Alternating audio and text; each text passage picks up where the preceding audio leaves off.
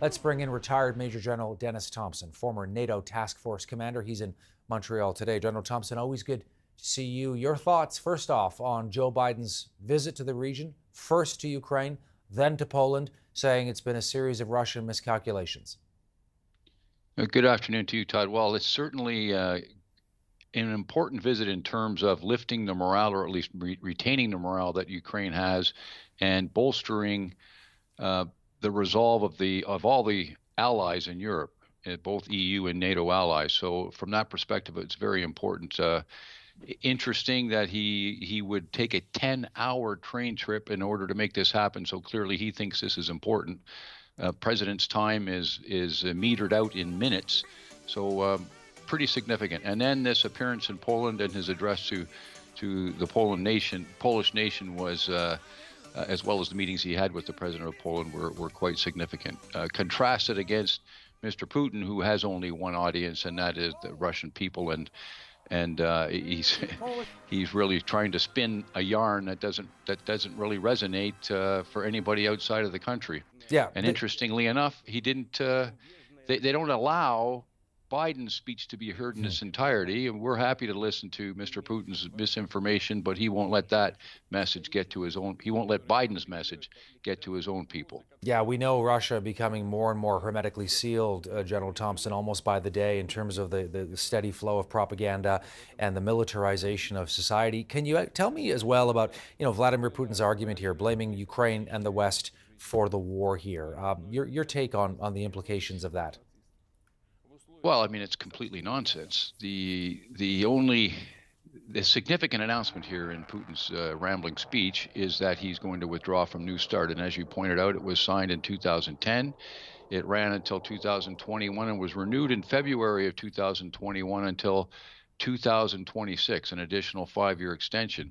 And he's pulled out from that, which is a strategic agreement because it regulates the number of strategic warheads to 1,550 from both sides. And those are weapons that can be delivered either by air, by international continental ballistic missiles, or by submarine launched ballistic missiles. That is the significant announcement. But in a sense, it's not that important, because if the U.S. decides to stick unilaterally to that number, they still have an overwhelming number of nuclear weapons, and the doctrine of mutually assured destruction is not in any peril, even if Russia doubles the number of nuclear weapons they have at the strategic level. Putin also not indicating any signs whatsoever of pulling back. Your thoughts on what we're going to see now in the weeks ahead, this ongoing narrative about a major Russian offensive coming on the ground. The facts may be a little different. What are you seeing? What are you watching? Well, right. The offensive already started. It started mid this month. In fact, it started at the start of February, and it was a resounding. It wasn't a resounding defeat, but they are making progress in inches and meters rather than in any grand sweeping way. And they are basically bleeding themselves white against this area around Bakhmut. And there's certainly many analysts, military analysts, who suggest that the Russians are still not capable of putting together a combined arms team that can punch through the Ukrainian defenses. Yes, they can batter those lines with artillery, lots of heavy artillery, and conduct infantry assaults World War I style, but it's not going to break the Ukrainian defenses in any substantive way.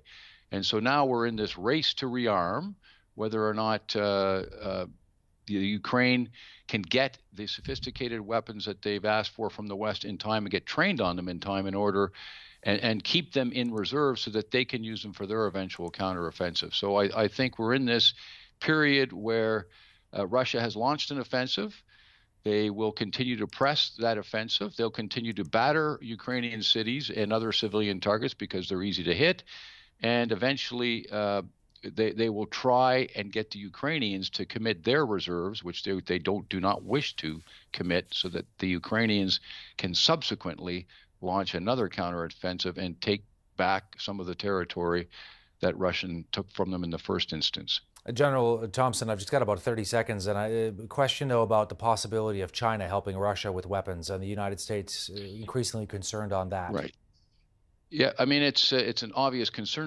There's non-lethal aid going from China to both sides because everybody flies the same quadcopters, and essentially those UAVs are for the most part of Chinese manufacture. But the interesting thing with China is if you want to drive those Republicans who are sitting in the fence in the U.S. Congress into the pro-Ukrainian camp, then China should provide lethal arms to Russia because that will be the final straw for any U.S.